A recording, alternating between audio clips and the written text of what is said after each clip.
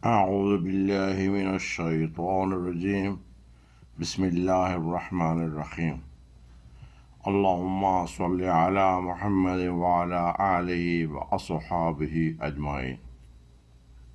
آج کا موضوع گفتگو ہے مختصر سیرت پاک حضرت بلال حبشی رضی اللہ تعالی عنہ۔ حضرت بلال رضی اللہ تعالی عنہ حضرت رباح کے بیٹے تھے۔ ابھی آپ چھوٹے ہی تھے کہ آپ کے والد وفات پا گئے اور آپ یتیم ہو گئے، اور آپ نے یتیمی کے عالم میں ہی پرورش پائی۔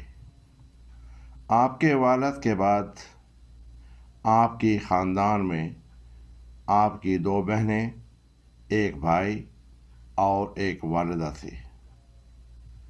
ابھی وقت گزرتا گیا اور چلتے چلتے آپ عبداللہ بن جیدان تک پہنچ گئے، اور عبداللہ بن جیدان ایک انتہائی سخت قسم کا کافر تھا۔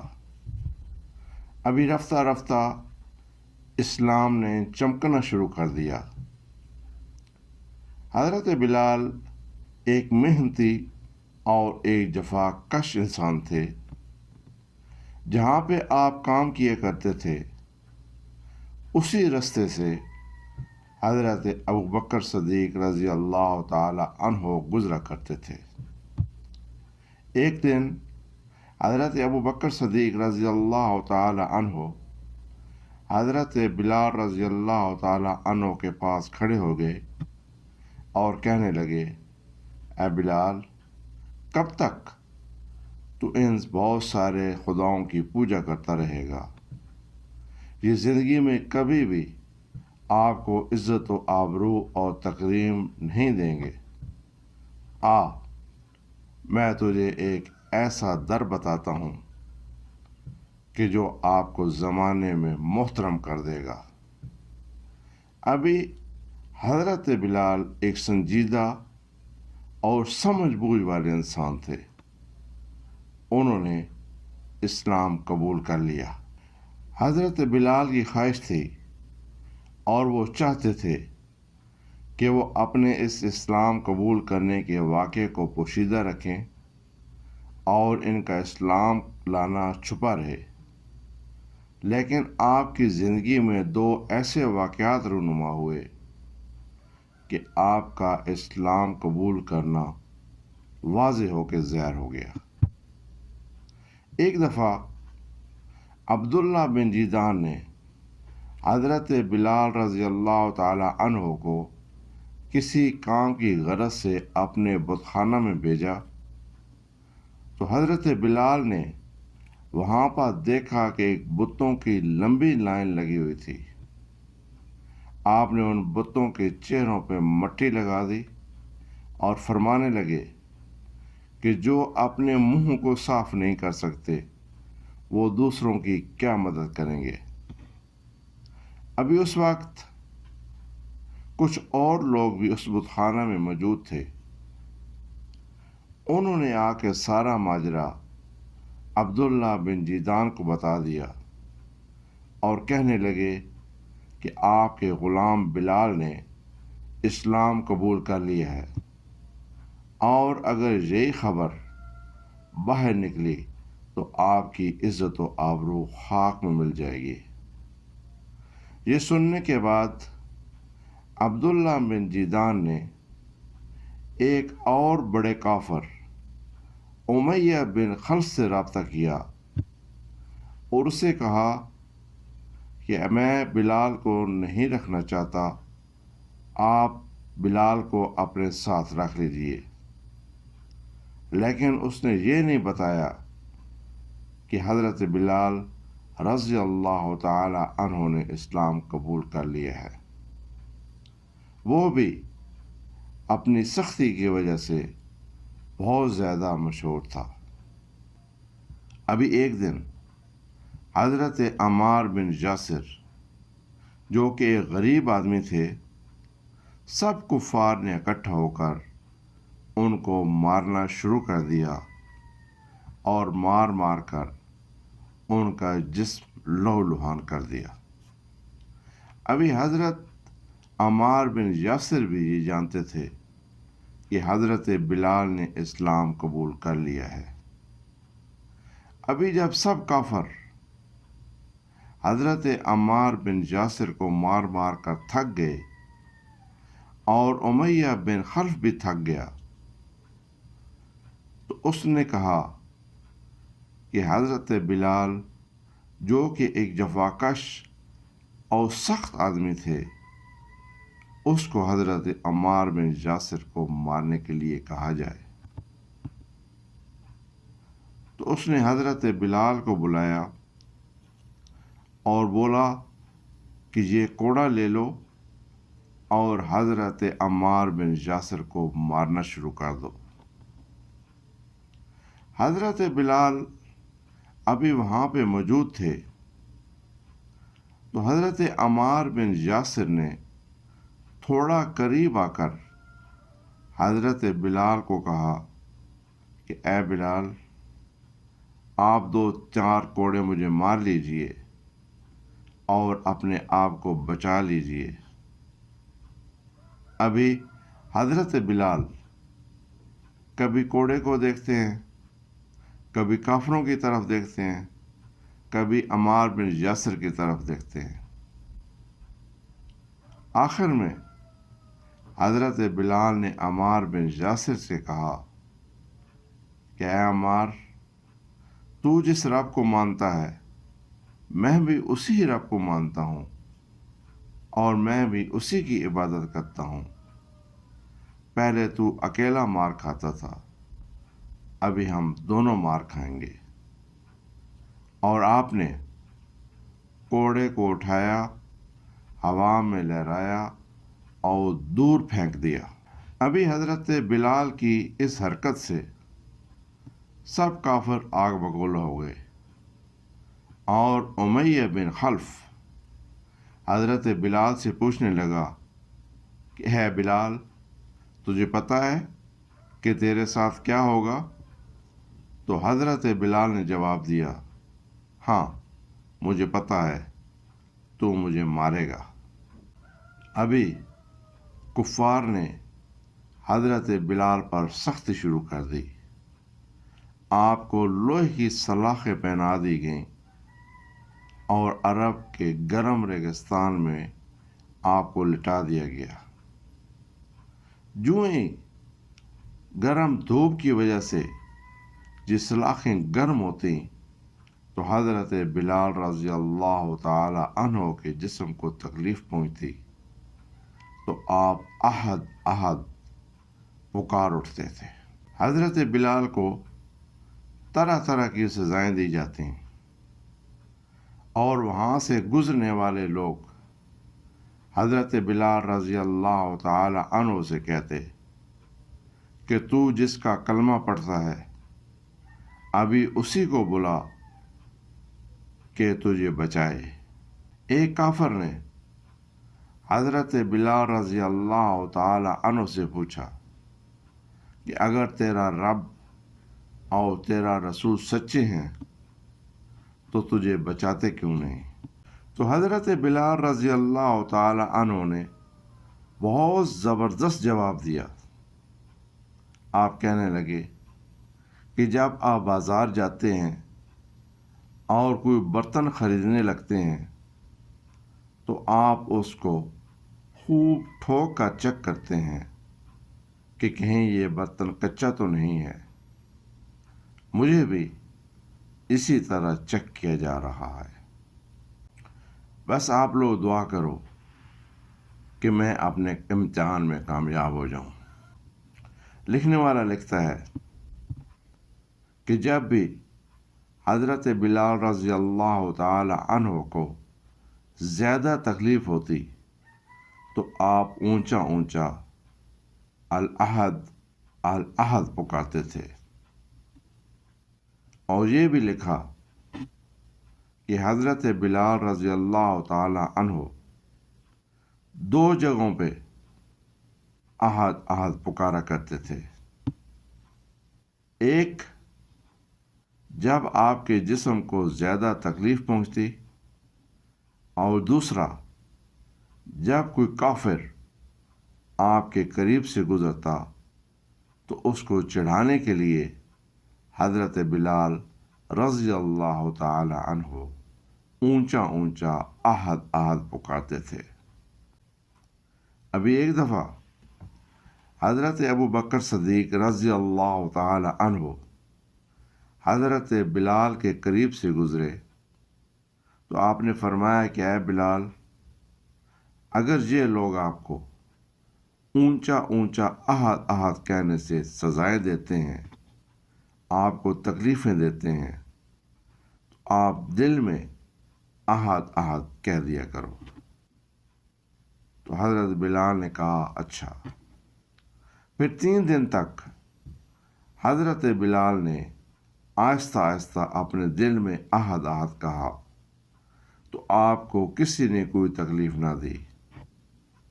لیکن تیسرے دن کے بعد آپ نے دوبارہ اونچی آواز میں احد احد کہنا شروع کر دیا، اور دوبارہ وہی کافر آپ کو طرح طرح کی سزائیں دینے لگے۔ اور پھر حضرت ابو بکر صدیق رضی اللہ تعالی عنہ کا وہاں سے گزر ہوا تو آپ نے پوچھا، اے بلال، جب آپ کو بتایا تھا کہ احد احد آہستہ آہستہ کیا کرو تاکہ سختیوں سے بچے رہو، تو حضرت بلال نے فرمایا کہ مجھے آہستہ آہستہ احد احد کہنے میں مزہ نہیں آتا ہے۔ ابھی ایک دن حضرت بلال پہ سختیاں ہو رہی تھیں کہ وہاں سے آقا دو جہاں حضرت محمد مصطفیٰ صلی اللہ علیہ وآلہ وسلم کا گزر ہوا۔ جب آپ نے بلال کو اس حالت میں دیکھا تو آپ بہت غمگین ہو گئے، اور حرم میں جا کے ایک کونے میں بیٹھ گئے، اور آپ کے آنکھوں میں آنسو تھے۔ اتنے میں حضرت ابو بکر صدیق رضی اللہ تعالی عنہ بھی حرم شریف میں حضور صلی اللہ علیہ وآلہ وسلم کے پاس پہنچے تو دیکھا کہ آپ صلی اللہ علیہ وآلہ وسلم کی آنکھوں میں آنسو تھے۔ تو آپ نے پوچھا کہ اے میرے آقا، کیا ہوا؟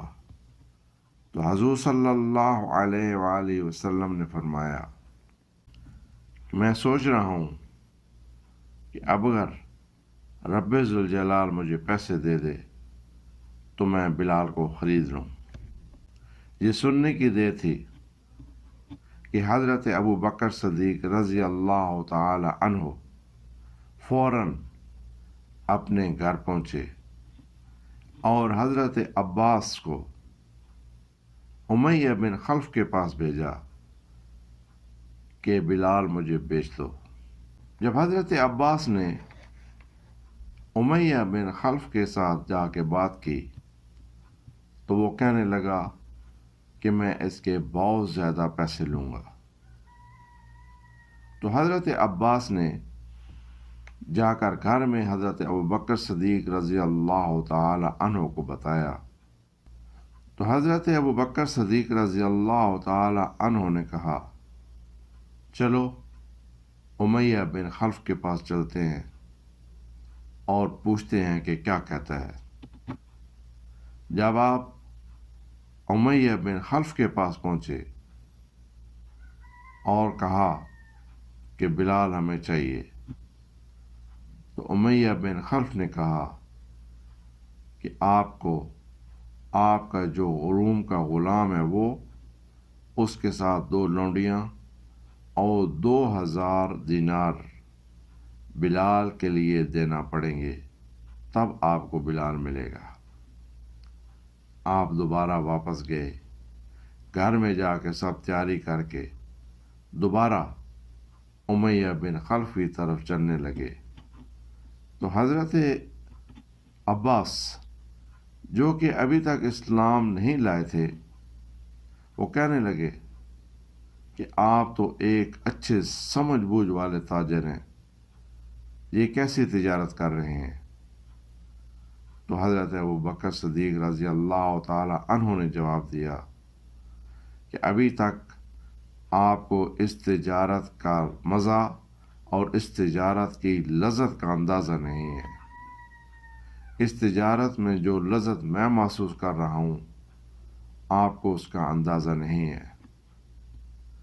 آپ نے اپنے غلام، 2 لونیوں اور 2000 دینار لے کر امیہ بن خلف کے پاس پہنچے تو وہ اونچا اونچا کہکے لگانے لگا کہ ابوبکر، یہ کیسا سودا ہے؟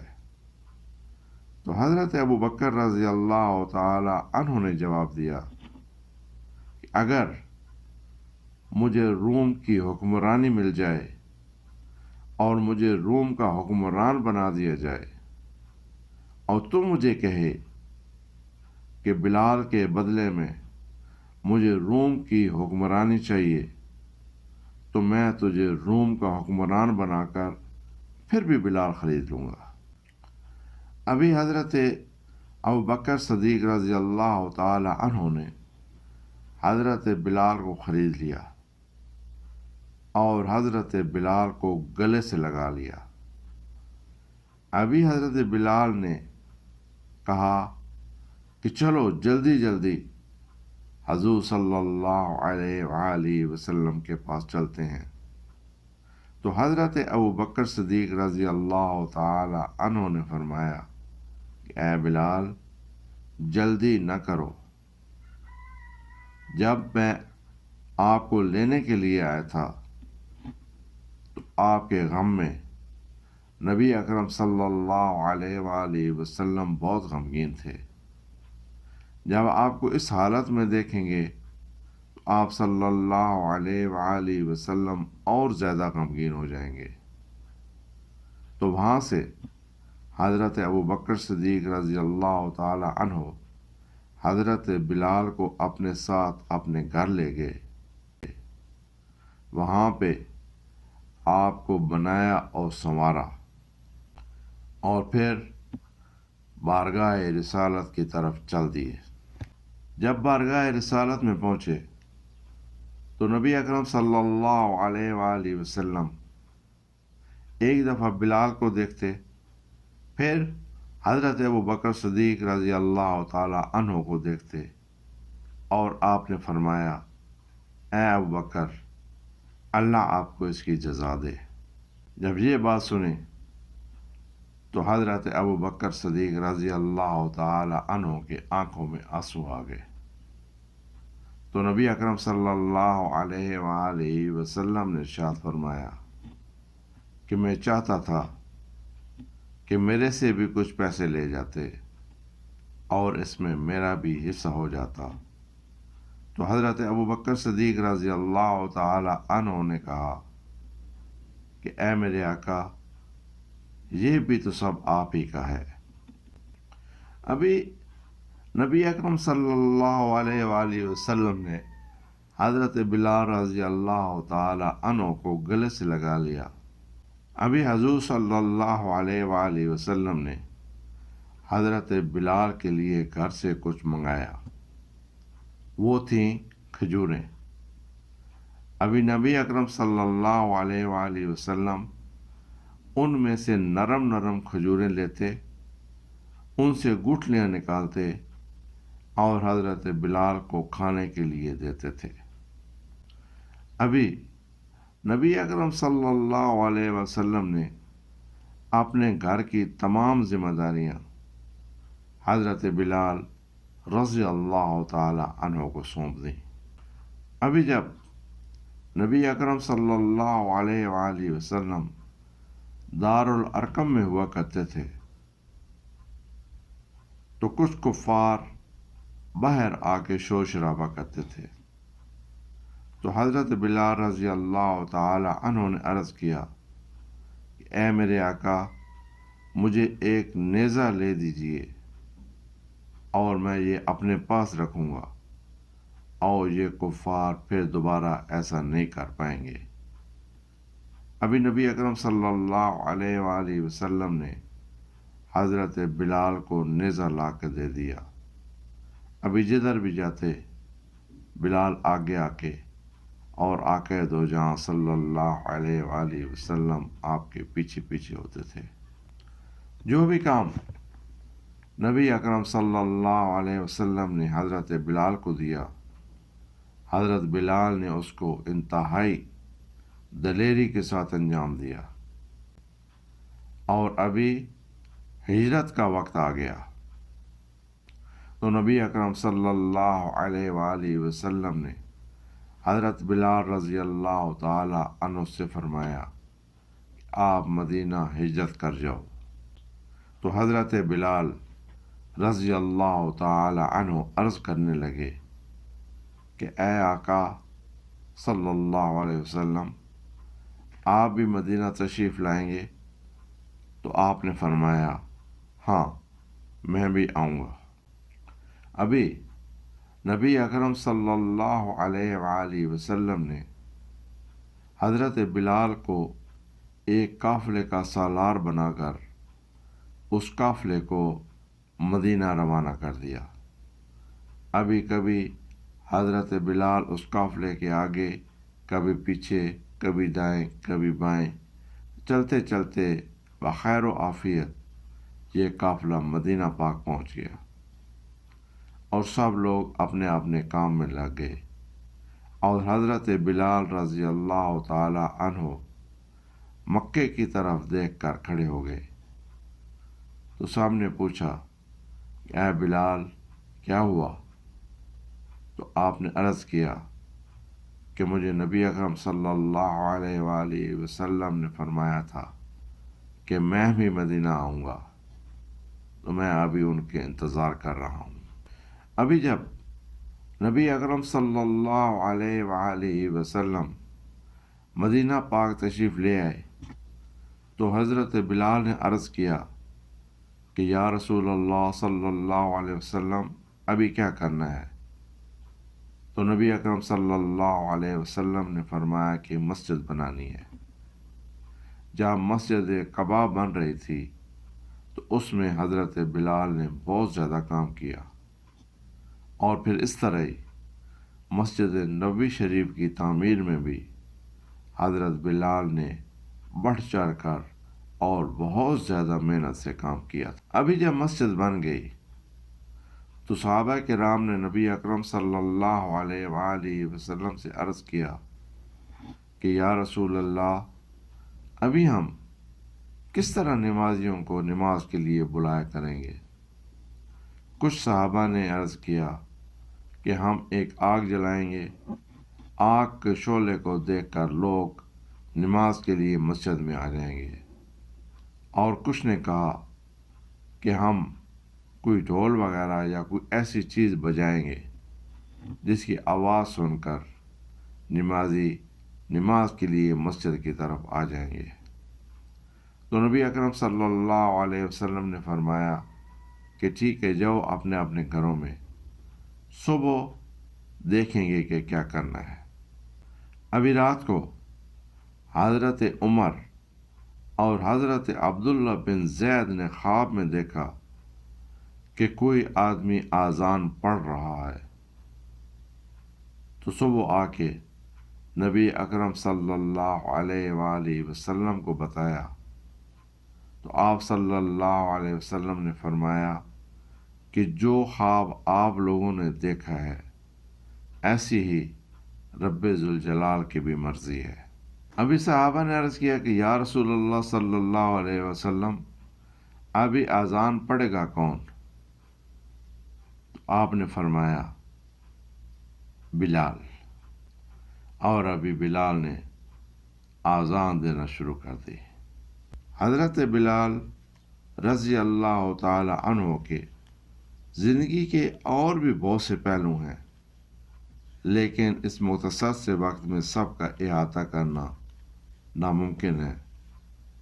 ایک چیز عرض کرتا چلوں کہ جب نبی اکرم صلی اللہ علیہ وآلہ وسلم اس دنیا سے پردہ فرما گئے تو حضرت بلال رضی اللہ تعالی عنہ نے تہیہ کر لیا کہ وہ ابھی کبھی اذان نہ دیں گے، اور نبی اکرم صلی اللہ علیہ وآلہ وسلم کی جدائی میں آپ اتنے زیادہ غمگین ہوئے کہ آپ مدینہ کو چھوڑ کے شام کی طرف روانہ ہو گئے۔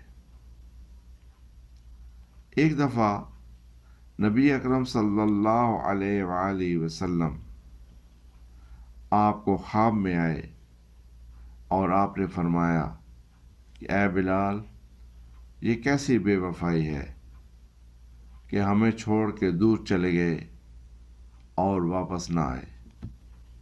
تو فوراً حضرت بلال رضی اللہ تعالی عنہ نے واپسی کا ارادہ کیا اور مدینہ منورہ پہنچے۔ ابھی جب صحابہ کرام رضی اللہ تعالی عنہ کو پتہ چلا کہ حضرت بلال رضی اللہ تعالی عنہ مدینہ آ چکے ہیں، تو سب کی یہ خواہش تھی کہ آج پھر حضرت بلال رضی اللہ تعالی عنہ سے اذان سنیں اور حضور نبی اکرم صلی اللہ علیہ وسلم کے دور کی یاد تازہ ہو جائے۔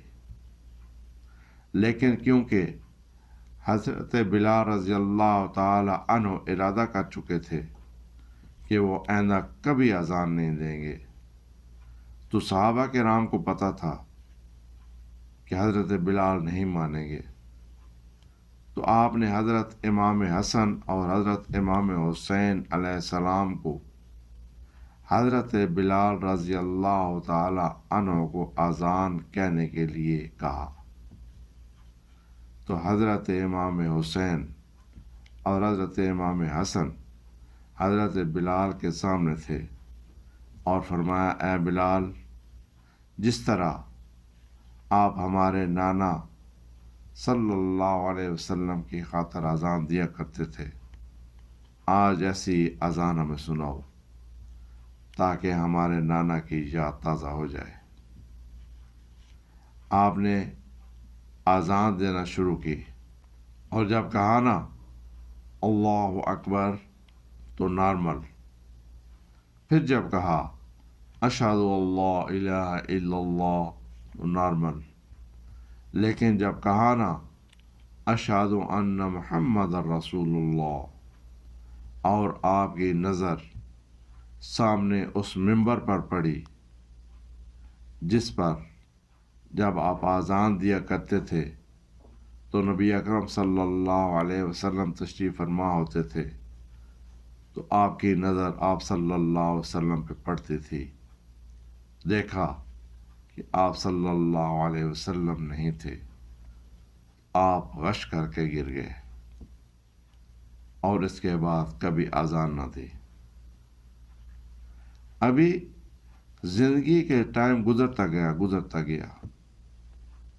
ایک دن حضرت بلال رضی اللہ تعالی عنہ اپنے آپ کو سنوارنے میں مصروف تھے، بہت خوش تھے، تو آپ کی فیملی نے، آپ کے گھر والوں نے آپ سے پوچھا کہ اے بلال، کبھی بھی آپ کو اتنا خوش اور اتنا بنتا سنورتا نہیں دیکھا، آج کیا بات ہے؟ تو آپ رضی اللہ تعالی عنہ نے عرض کیا کہ آج میری موت کا دن ہے۔ تو سب لوگوں نے کہا کہ اے بلال، کون ہے جو اپنی موت پر اتنا بنتا سنورتا ہے اور اتنا خوش ہوتا ہے؟ تو آپ نے کہا کہ آپ کو نہیں پتا، آج میرا یوم وصال ہے، آج میری ملاقات میرے آقا سے ہونے والی ہے۔ یہ تھی مختصر سی سیرت حضرت بلال حبشی رضی اللہ تعالی عنہ کی۔ والسلام علیکم ورحمۃ اللہ وبرکاتہ۔